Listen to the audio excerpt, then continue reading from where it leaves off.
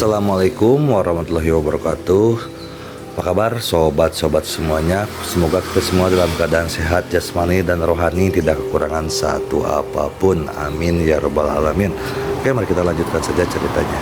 Bab 1115, berani pedang abadi membawa masalah bagi Wudang.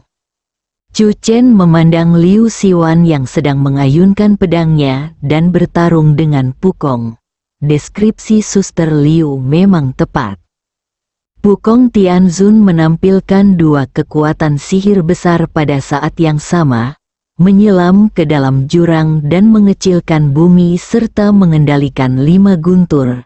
Guntur terus bergema di langit di atas istana Taihei, memberi orang-orang rasa tertekan yang teramat kuat. Kekuatan supranatural itu luas. Seorang prajurit mendesah, "Sejak saat ini, aku memiliki pemahaman yang lebih dalam tentang keempat kata ini. 5 guntur itu adalah emas, kayu, api, air, dan tanah. Warna yang sesuai adalah putih, hijau, hitam, merah, dan kuning. Jika kelima guntur itu diluncurkan bersamaan, kekuatannya akan sangat kuat. Cahaya putih guntur emas itu ganas, cahaya kuning guntur bumi itu kuat, cahaya hitam guntur air itu feminin, cahaya merah guntur api itu berkobar, dan cahaya hijau guntur kayu itu tak berujung. Jika itu adalah orang biasa dengan kemampuan 5 guntur dari Sekte Tao, dia akan menjadi mayat di bawah gelombang serangan ini. Tetapi Liu Siwan, ilmu pedangnya tak tertandingi. Chu Chen juga memperhatikan 5 kekuatan sihir guntur Pukong Tianzun. Ini seperti membawa jimat 5 guntur ke tingkat ekstrim dan memperoleh kekuatan magis. Ada kesamaan antara Dao Zong dan Qimen, sampai batas tertentu. Bahkan dapat dikatakan bahwa seni Qimen berasal dari kekuatan magis Taoisme. Lagi pula, di antara sekian banyak kekuatan magis Taoisme, salah satunya disebut Qimen Dunjia. Mungkinkah Taois Jiuxuan saat itu adalah anggota Sekte Tao, yang mendirikan sekolahnya sendiri setelah memahami Qimen Dunjia? Chu Chen bergumam pada dirinya sendiri. Lagi pula, siapa yang dapat menceritakan dengan jelas apa yang terjadi lebih dari 2000 tahun yang lalu, atau bahkan lebih awal? Dao Zong hanyalah sekte kuno dan mungkin tidak dapat sepenuhnya mewakili Taoisme kuno. Chu Chen juga harus mengakui kekuatan Taoisme di antara 10 sekte besar di zaman kuno.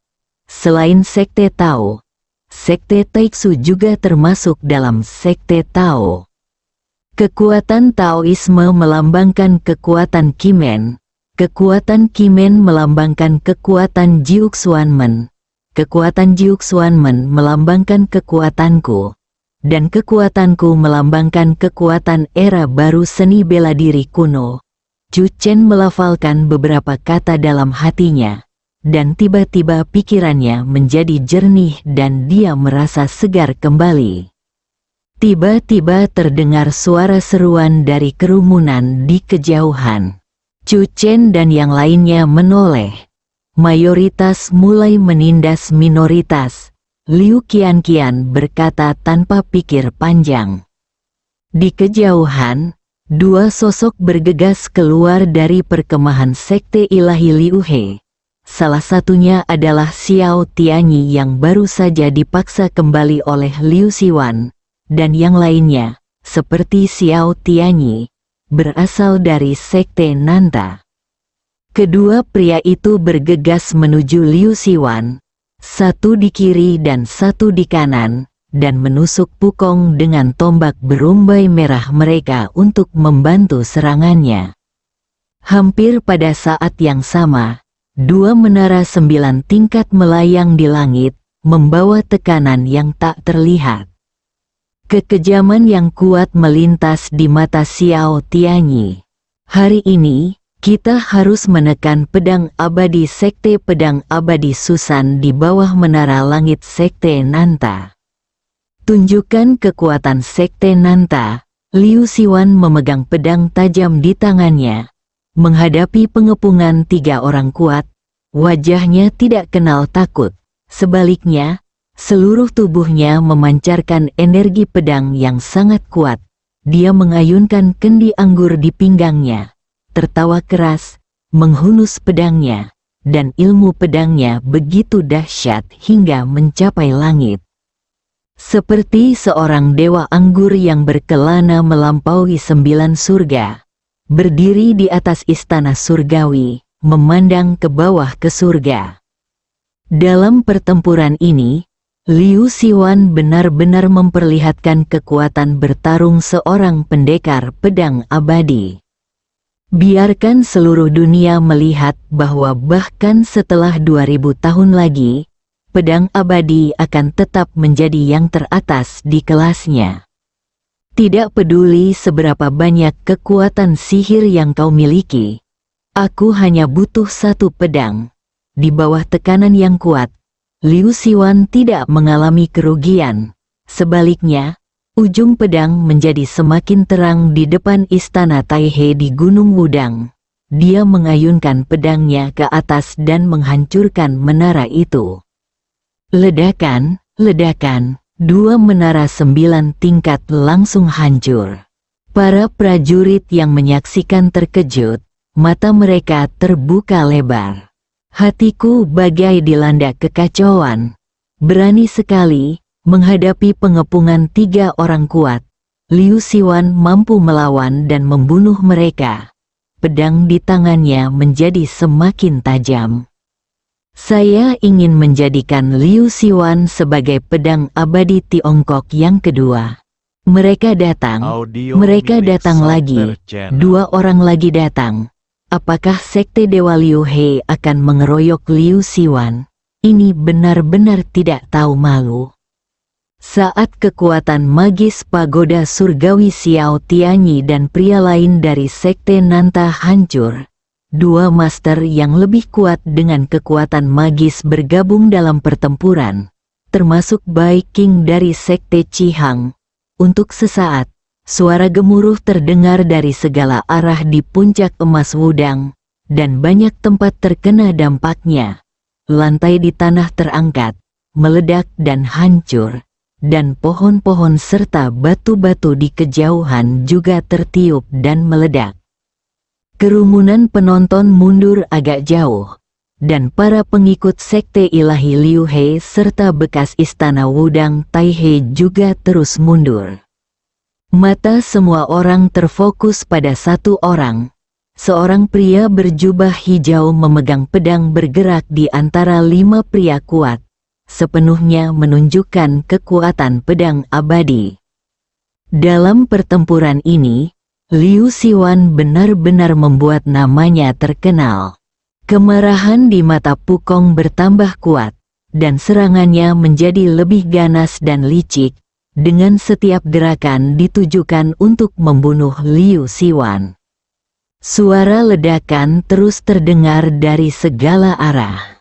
Ruang lingkup pertempuran di tingkat kekuatan supernatural jauh lebih luas daripada yang dapat dibayangkan oleh prajurit biasa. Gemuruh, Liu Siwan tiba-tiba melompat dan berdiri di atas istana Taihe. Senang sekali. Setelah berkata demikian, Liu Siwan kembali menyerbu maju dengan pedangnya.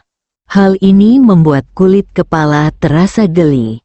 Apakah Liu Siwan ini benar-benar tidak takut pada apapun? Di bawah pengepungan 5 kekuatan sihir besar, dia tidak lagi memiliki keuntungan apapun. Inilah pedang abadi, memang, di bawah pengepungan kuat dari 5 penguasa alam kekuatan supernatural yang dipimpin oleh Pukong. Liu Siwan secara bertahap merasa sulit untuk melawan. Namun, dari momentum pribadinya, orang-orang merasa bahwa Liu Siwan sedang mengepung 5 tuan sendirian. Kalah dalam pertarungan, Tapi jangan dalam pertempuran, pengeboman, benturan, dan manuver yang berulang. Mata Liu Siwan tiba-tiba bersinar dengan cahaya yang tajam. Jika begini terus, dia pasti gagal. Daripada melakukan hal ini, lebih baik mencobanya. Liu Siwan melihat sekeliling pada 5 tuan yang mengelilinginya dan datang untuk membunuhnya. Jika dia melawan tanpa mempedulikan nyawanya, dia mungkin akan terbunuh. Tetapi Liu Siwan yakin bahwa dia dapat menyeret setidaknya 3 orang bersamanya. Pu Kong dan yang lainnya tampaknya merasakan niat membunuh Liu Siwan. Hati mereka tiba-tiba bergetar, dan mereka menatap Liu Siwan dengan waspada. Meskipun mereka telah menguasai situasi pertempuran, mereka juga waspada terhadap upaya putus asa Liu Siwan. Bahkan Pu Kong tidak yakin ia bisa menghentikan seorang pendekar pedang abadi yang bertarung sampai mati. Gunakan kekuatan magis pagoda surgawi untuk menekannya. Pu Kong menyampaikan pesan kepada 2 orang dari sekte Nanta. Xiao Tianyi dan 2 orang lainnya segera menggunakan kekuatan magis pagoda surgawi lagi. Hampir pada saat yang sama, Pu Kong mengeluarkan pengocok di tangannya. Sebuah alat ajaib yang diwariskan oleh Dao Zong. 3.000 rambut hitam, dengan jentikan pengocok, benang-benang panjang tiba-tiba terbang keluar, sepadat jaring laba-laba, dan melilit Liu Siwan. Liu Siwan mengayunkan pedangnya untuk membunuh, tetapi ditahan oleh 2 tuan kuat lainnya. Dalam sekejap, tangan dan kaki Liu Siwan terjerat benang panjang. Di atas kepalanya, 2 menara 9 tingkat menghalangi matahari dan menutupi langit, menekan dengan sekuat tenaga. Bab 1116 Ayo bertarung, banyak mata tertuju padanya, dan sepertinya Liu Siwan akan dihancurkan oleh 2 menara 9 tingkat. Dalam sekejap, Liu Siwan tersenyum menghina. Berada di tempat berbahaya, Liu Siwan sama sekali tidak panik. Sebaliknya, dia menatap Xiao Tianyi dengan seringai di matanya. Xiao Tianyi dengan marah mengendalikan menara langit 9 tingkat untuk menekan ke bawah. Dia tidak tahan dengan tatapan Liu Siwan. Jelas dia akan ditekan. Tetapi dia tetap bertindak seolah-olah dia memandang rendah dirinya. Meskipun dia bukan tokoh penting di sekte Nanta 2000 tahun lalu, nama keluarganya juga Xiao. Saat ini, dia adalah tokoh setingkat pemimpin sekte Nanta yang tersisa di bumi. Mengapa Liu Siwan harus memandang rendah dirinya? Turun. Xiao Tianyi menantikan adegan di mana Liu Siwan ditekan ke tanah oleh menara langit 9 tingkat. Memanggil, pedang terbang datang. Seperti peri dari langit, muncul tiba-tiba. Pada saat ini, banyak prajurit yang menyaksikan tertegun sejenak. Kemudian mereka tidak dapat menahan keterkejutannya. Mereka menahan napas. Mata mereka berbinar.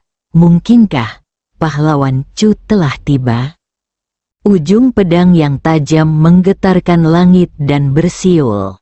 Ia membawa serta aura yang sangat mendominasi. Tidak bisa dihancurkan. Ledakan, 2 ledakan keras. Xiao Tianyi tidak punya waktu untuk bereaksi dan memuntahkan seteguk darah. Dia terkena gaya hentakan dan terlempar keluar. Bersamanya ada orang kuat lain dari sekte Nanta.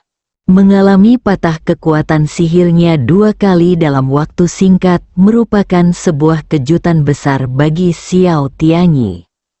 Hampir di saat yang bersamaan, kelopak bunga pun berjatuhan dari langit, sungguh indahnya. Ketika kelopak bunga itu jatuh pada 3.000 helai rambut hitam, terdengar suara benturan keras, dan 3.000 helai rambut hitam itu patah satu persatu.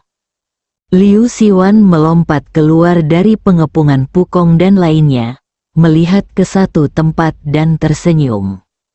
Meskipun dia mendaki gunung sendirian tanpa memberitahu Chu Chen, jauh di lubuk hati Liu Siwan, dia juga menyimpan secercah harapan bahwa Chu Chen juga akan muncul di Gunung Wudang.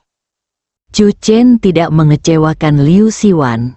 Pedang panjang itu terbang di udara, dan sepasang kekasih abadi mendarat di pedang itu. Pemandangan ini membuat banyak orang iri dan mengundang banyak pandangan, dengan pemujaan dan kecemburuan yang mendalam. Kakak Chen, Liu Siwan secara otomatis mengabaikan usia tidurnya yang 2000 tahun dan tiba-tiba melirik ke sisi lain. Sebuah rok merah berkibar tertiup angin, kelopak bunga memenuhi langit, dan peri bunga berok merah jatuh dari langit, menarik perhatian tak kalah dari Chu Chen dan istrinya. Pemandangan yang luar biasa indah ini membuat orang enggan untuk merusaknya. Pahlawan Chu ada di sini, dan dia membawa serta istrinya peri. Dan ada Dewa Perang Willow, peri bunga, kekasih impianku. Kemarin, Sekte Dewa Liu He mengumumkan bahwa mereka sangat menyambut kedatangan Chu Xia. Sekarang Chu Xia sudah tiba. Aku ingin tahu bagaimana mereka akan menyambutnya. Kerumunan itu mendidih. Volume diskusi menjadi jauh lebih keras.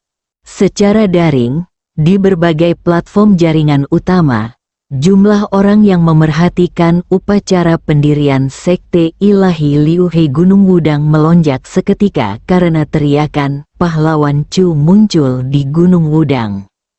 Harus dikatakan bahwa pamor pahlawan Cina Chu tidak tertandingi oleh siapapun. Status Chu Chen di hati orang-orang Tiongkok terbentuk melalui akumulasi pertempuran. Itu bukan sesuatu yang dapat mengguncang orang dalam semalam. Pada saat ini, meskipun pihak lain memiliki 18 orang di bidang kekuatan gaib, dalam pemungutan suara ad hoc yang dimulai secara daring, situasinya secara mengejutkan berat sebelah. Dan semua orang sangat yakin bahwa pahlawan Chu dapat menekan Sekte Ilahi Liu He. Di hati masyarakat Tiongkok, pahlawan Chu telah meninggalkan citra sebagai dewa perang yang tak terkalahkan dan menang. Berdirinya Sekte Dewa Liu He merupakan suatu kebahagiaan besar bagi dunia pendekar Tiongkok. Chu Chen melihat sekeliling ke semua orang dan berkata perlahan, "Suamiku dan aku datang ke Wudang untuk menyampaikan ucapan selamat dengan hadiah. Tetapi kami tidak menyangka bahwa para pejuang Sekte Dewa Liu He akan mengabaikan hukum dan memukuli petugas penegak hukum dari Departemen Perang Khusus Tiongkok tahun 2000 di depan umum." Tatapan Chu Chen akhirnya jatuh pada Pukong. Siapa orang yang bertanggung jawab atas Sekte Dewa Liu He?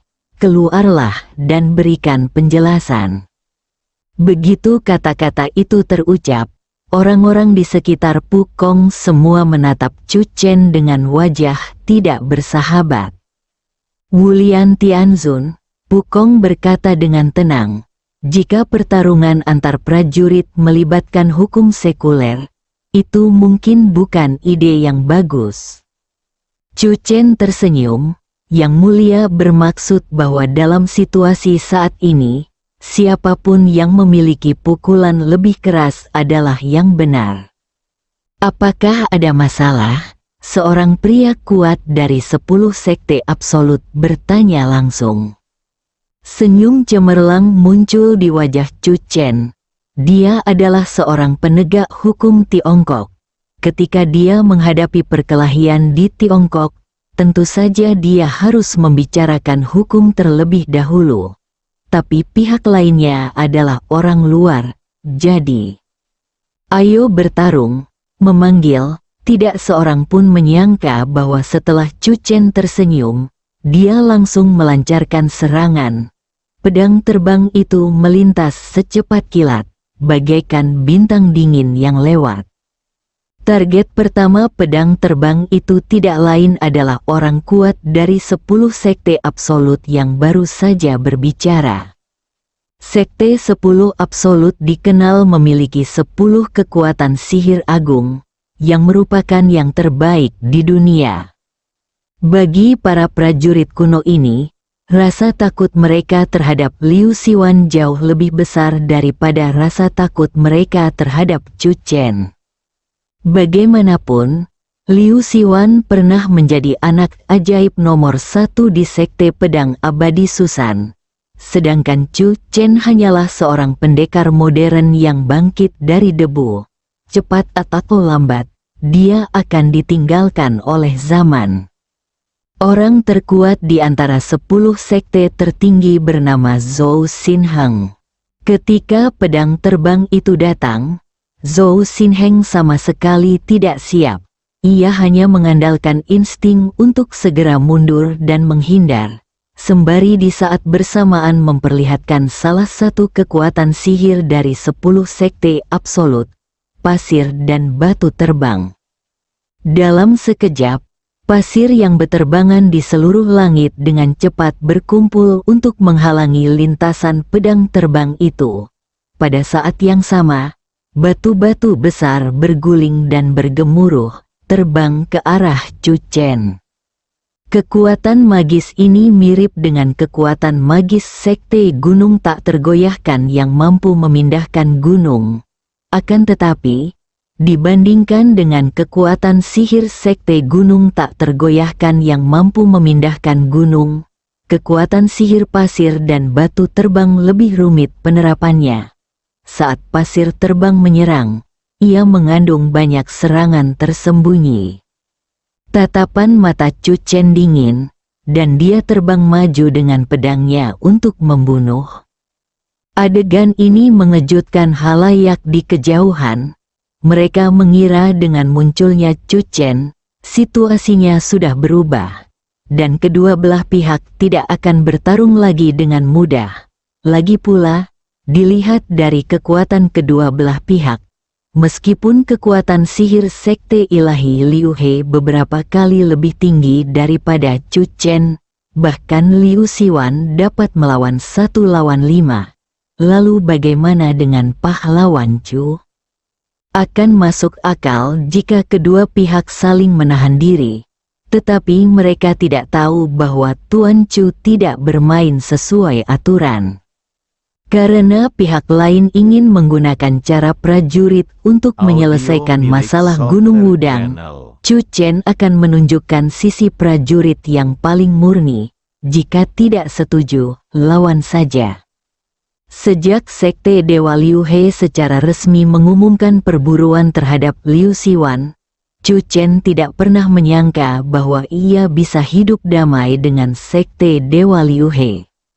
Ledakan, Chu Chen mengerahkan keterampilan mengendalikan pedangnya dengan kekuatan penuh, sementara Zhou Xinheng sama sekali tidak mampu melawan dan terpaksa terus mundur.